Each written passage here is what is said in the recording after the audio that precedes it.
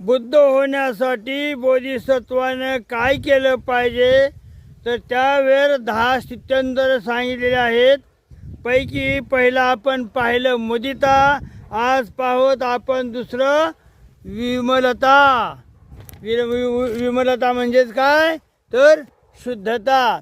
दुसऱ्या जीवनाच्या दुसऱ्या अवस्थेत त्याला विमलता असे म्हणतात, किंवा ते विमलता ही प्राप्त करून घ्यावी लागते. यावेळी बोधिसत्वाने काय करायचं, तर यावेळी बोधिसत्वानं कामवासनेचे सर्व विचार मनातून काढून टाकले पाहिजेत. तो दयाशील असला पाहिजे. त्यानं सर्वांना दया दाखवली पाहिजे.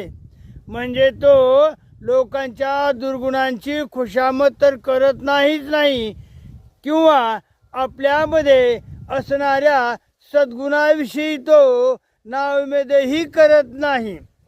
अर्थ जरा थोडा वेगळा आहे याचा. विमलता याचा अर्थही तसाच अवघड आहे.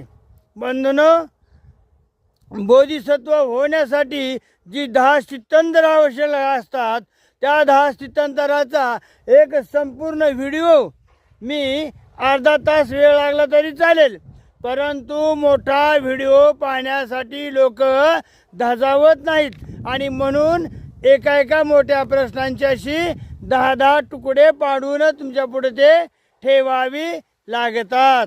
असो. जय भीम. नमो बुद्धाय.